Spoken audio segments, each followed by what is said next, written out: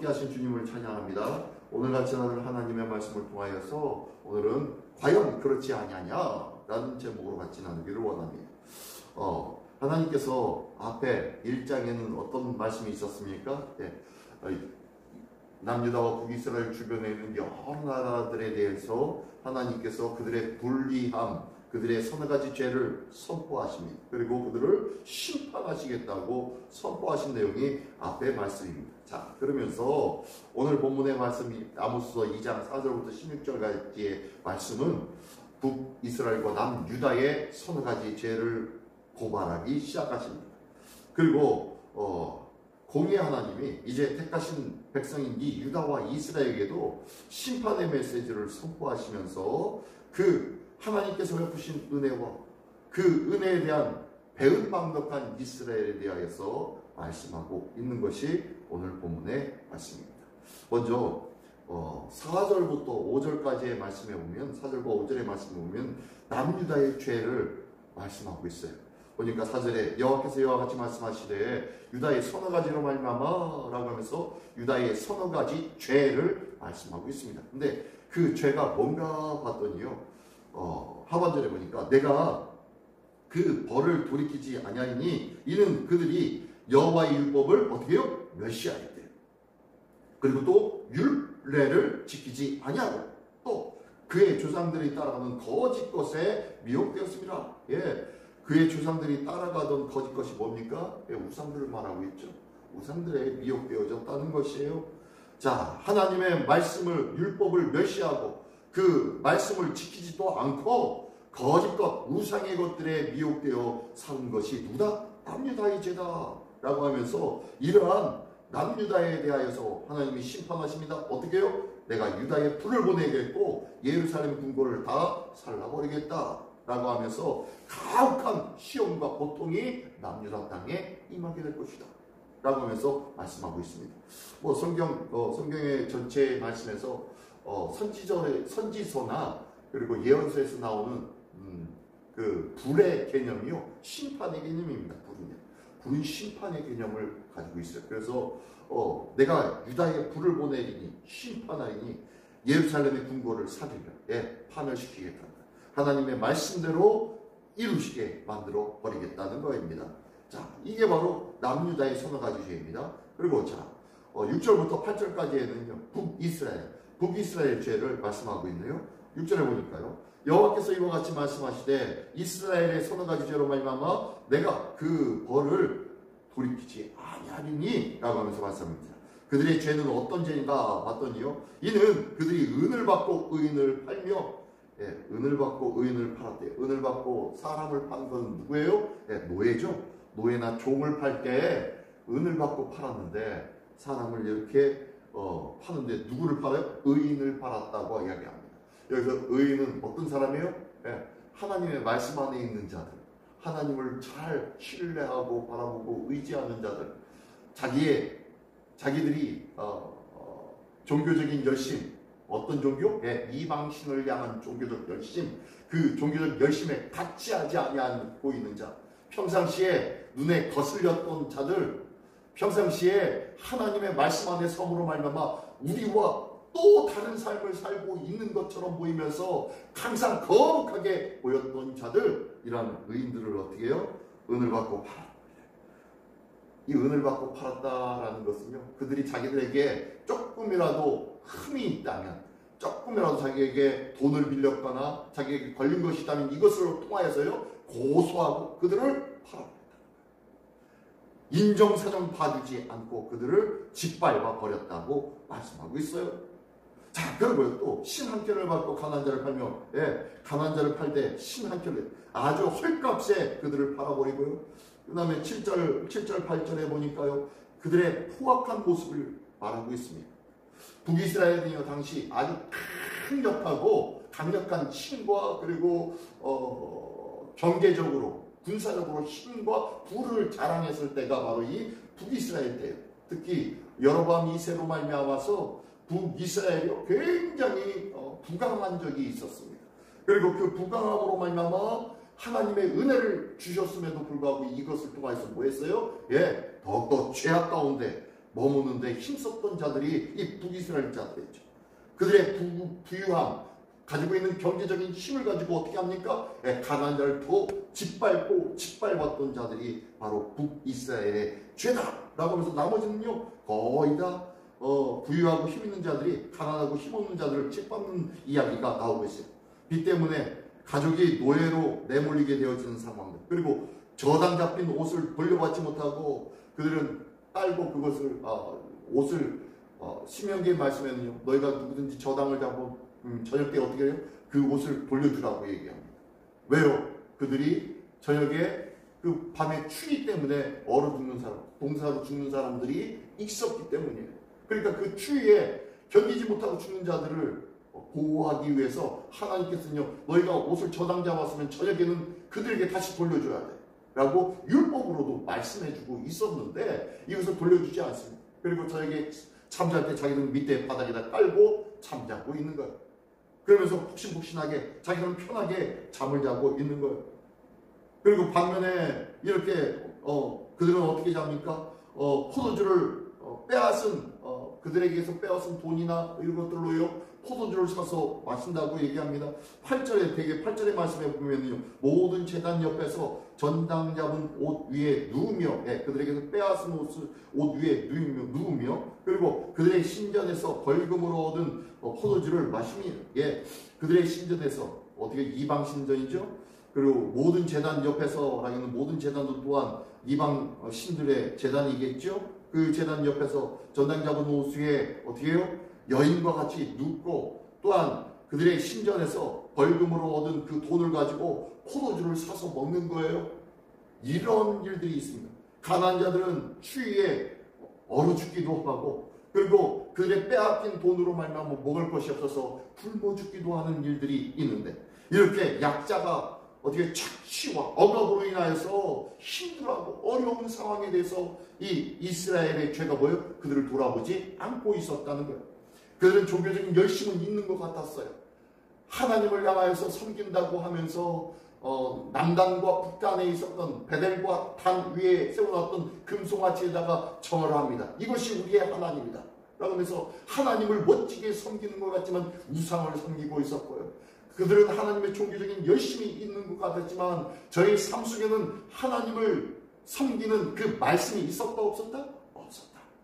그들의 열심과 저희 삶은 아무런 상관이 없는 삶을 살고 있었다는 거예요. 기억하십시오. 하나님에 대해서 열심과 전심으로 살아가고 있다면 하나님의 말씀이 삶이 되어져야 할 줄 믿습니다. 하나님에 대한 열심이 삶으로 표현되어져야 할 줄 믿습니다. 나의 삶 속에 은혜로운 하나님의 말씀과 종교적인 열심은 있는데 내 주위와 이웃에 대한 내 가족들에 대한 열심과 사랑과 말씀과 증거와 전도의 모습은 사라져서 나 몰라라 관심 없이 살아가고 있지 않습니다. 그들이 영적으로 무너져 있고 그들이 영적으로 힘들어하고 있는 사망의 골짜기로 내리닫고 있는 그 모습에 방관하고 있지는 않습니다. 그들의 고통스러운 이웃을 바라볼 때마다 이 지인을 바라볼 때마다 주의 복음을 증거하며 주의 말씀의 삶으로 그들의 영혼 심령들을 위로해 줄 수 있는 그런 믿음의 삶, 이 삶이 우리에게 필요할 줄 믿습니다. 이것이 아무튼 4절부터 8절까지 남유다의 죄와 북이스라엘의 죄를 지금 고발하고 있습니다. 또한요 이스라엘 전체의 내용의 모습을 보면서 내가 너희를 어떻게 인도했는데 라고 하면서 하나님의 메시지가 나오고 있어요. 그게 바로 9절부터 12절까지의 내용인데요. 9절부터 12절까지의 내용은 이렇게 말씀합니다. 9절 내가 아모리 사람을 그 앞에서 멸하였다 라고 말합니다. 이 아모리 사람이라고 나오는 것은요 당시 가나안 땅에 머무르고 있었던 가나안 원주민들을 상징하는 것이 이 아모리 사람들입니다. 자, 내가 이스라엘 백성을 가나안으로 인도하여서 그 땅에 머물게 해 주었고 그 땅에 거하고 있었던 아모리 사람들을 다 멸하여서 그 땅에 너희를 세워줬지 않아? 그들에 대해서 너희들이 처음에 뭐라고 했어? 그들에 비하여 우리는 뭐와 같다? 가나안 땅 사람들에 비해서 너희는 메뚜기와 같다고 얘기하지 않았어? 라고 하면서 말씀하십니다. 뭐라고요? 예. 그 키는 백향목 높이와 같고 강하기는 상수리 나무와 같으나 내가 그 위에 열매와 그 아래 뿌리를 진멸하니. 예. 그들에게 너희는 그들에 비하면 우리는 메뚜기와 같은 자들입니다. 우리는 그들의 밥입니다. 라고 하면 실망과 좌절하지 않았었어 너희가? 그러나 내가 그들을 쳐서 진멸하였잖아. 그리고 너희를 인도하여 그 땅에 세워주지 않았어? 라고 10절에 말씀하고 있습니다. 내가 너희를 애굽 땅에서 이끌어내어 40년 동안 광야에서 인도하고 아모리 사람 가나안에 있던 원주민들을 그 땅에서 물리치고 너희가 차지할 수 있도록 내가 만들어주지 않았잖아 라고 말씀하십니다. 그런데 또 11절에 보니까 또 너희 아들 중에 선지자를 너희 청년 중에서 나실인들을 일으켰나니 내가 너희들에게 선지자들과 나실인 하나님의 사람들, 하나님의 말씀의 사람들을 일으켜서 너희가 은혜와 그리고 말씀의 사람, 영에 속한 하나님의 백성으로 살 수 있도록 만들어주지 않았어? 그런데 11절 하반절입니다. 이스라엘 자손들아 과연 그렇지 아니하냐? 이는 여호와의 말씀입니다. 너희들 한번 생각해. 정말로 그랬어? 그렇지 않았어? 라고 하면서 너희들 다시 한번 기억해 보라고 말씀하겠어요. 하나님께서 너희에게 베푼 은혜, 너희를 붙잡아 주신 은혜, 너희를 당신의 자녀 삼아주시고 선지자와 나실인으로 거룩한 백성 삼아준 그 은혜를 기억하니? 라고 말씀하고 있는 거예요. 그래서 오늘 말씀의 제목이 과연 그렇지 아니하냐? 좀 생각 좀 해봐. 하나님의 은혜를 기억 좀 해봐 라고 말씀하고 있어요. 그런데 12절 너희는 어떻게 했다? 네. 그러나 너희가 나실인으로 포도주를 마시게 하며 또 선지자에게 명령하여 예언하지 말라 하였느니라. 너희는 어떻게 했니? 내가 너희를 거룩한 나의 백성이요 나와 거룩한 관계와 교제를 하는 백성으로 선지자와 나실인으로 삼았더니 너희는 스스로 이야기하기를 너희 자녀를 향하여서 포도주 마시라. 나실인으로서 포도주 마시면 된다 안 된다? 안 된다. 여기서 말하는 포도주는 뭡니까? 세상 풍조를 따르며 세상의 욕망을 따르는 삶을 말하고 있고요. 그 다음에 선지자에게 명령하기를 예언하지 말라고 합니다. 하나님의 말씀과 하나님의 은혜와 하나님의 거룩한 관계를 유지하지 마. 거룩한 삶을 누리지 마. 거룩한 삶에 애쓰지 마. 라고 그들을 끌어내리고 있다는 것입니다. 이게 바로 이스라엘 남유다에 허락하고 있었던 그들의 모습이었다. 내가 너에게 어떻게 했는지 너희들 한번 생각해봐. 과연 그렇지 않았니? 라고 말씀하셨는데 그런데 너희들은 어떻게 하고 있어? 너희 하나님의 말씀으로 살아가려고 했던 나실인과 선지자들을 끌어내리듯이 너희의 자녀들을 너희의 후손들을 흑암으로 몰고 있지 않았어. 그들의 신앙을 빼앗아버리고 그들의 열심과 열정들을 무색하게 만들고 있었진 않았어. 왜 하나님의 은혜와 사랑으로 뛰어들고 감격하고 있는 자들을 향하여서 다 나도 해봤어 옛날에. 소용없더라고. 지금 살아가 보니까 그냥 그렇더라고 라고 하면서 그들에게 왜 찬물을 끼얹고 있니? 하나님의 은혜 속에 거하고 있는 자들을 향하여 왜 끌어내리고 있어? 라고 말씀하고 있어요. 자, 그러면서 그것뿐만이 아니라 그러므로 내가 너희를 뭐한다? 심판할 수밖에 없어 라고 말씀하시면서 13절로 16절까지 말씀합니다. 보라, 곡식단을 가득히 실은 수레가 흙을 누름같이 내가 너희를 누리니 하면서 하나님의 심판이 시작됩니다. 내가 너희를 흙을 누름같이 짓누르시겠다고 말씀합니다. 그래서 흙을 누름과 같이라는 것은요, 지진을 일으킨다는 거예요. 눌러서 이 땅을 뒤흔든다고 말씀하십니다. 어떻게요? 그래서 어떻게 된다고요? 14절 보니까 빨리 다른 박해라도 도망갈 수 없고 강한 자도 자기 힘으로 힘을 낼 수 없고 용사도 제 목숨을 구할 수 없고 활을 가진 자도 설 수 없고 발 빠른 자도 피할 수 없고 말 타는 자도 목숨을 구할 수 없고 용사 가운데 그 마음이 굳은 자도 그날에는 벌거벗고 도망가리라. 너희가 가지고 있는 힘, 너희가 가지고 있는 할 수 있다라고 생각하는 것들, 그날에는 하나님께서 흙을 누름같이 너희를 짓누를 그때 하나님의 징계와 하나님의 진노가 임하는 그 순간에는 그 어느 누구도 이 하나님의 진노에서 피할 자가 없어 라고 심판을 선포하고 계신 말씀이 오늘 본문의 말씀입니다. 너희는 다 망하고 도망하게 되리라 라고 말씀하고 있습니다. 자, 기억하십시오. 오늘 본문의 말씀을 통하여서 오늘까지 나에게 함께하여 주신 하나님의 은혜, 그 은혜를 잊지 않기를 원합니다. 하나님은요, 수많은 하나님의 은혜를 우리에게 베풀어 주시면서 과연 그렇지 않냐냐 라고 말씀하십니다.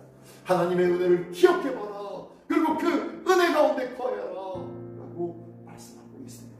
오늘도 하나님의 함께하심의 그 은혜를 늘 기억하며 주님과 동행하는 복된 한 날 되기를 예수님의 이름으로 축원합니다. 그 말씀을 따라 믿음으로 살아가는 내 신앙과 내 삶이 하나가 되어지는 복된 은혜의 하루, 복된 승리의 하루가 되시기를 예수님의 이름으로 축원합니다. 기도하겠습니다. 전능하신 주님 감사합니다. 하나님께서 이제 남유다와 북이스라엘에 대하여 그들의 서너 가지 죄를 공포하며 하나님의 심판을 말씀해주고 있습니다.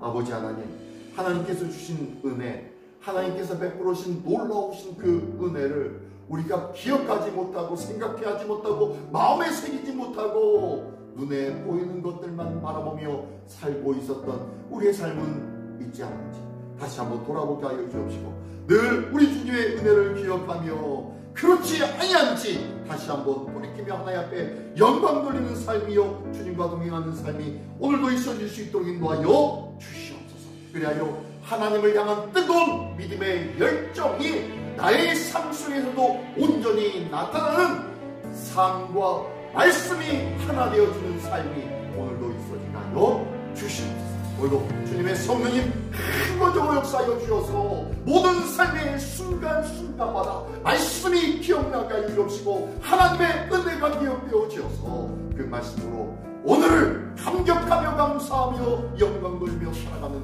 복된 한 날 되게 하여 주시옵소서. 모든 것 주님께 의탁드리오며 잘 말씀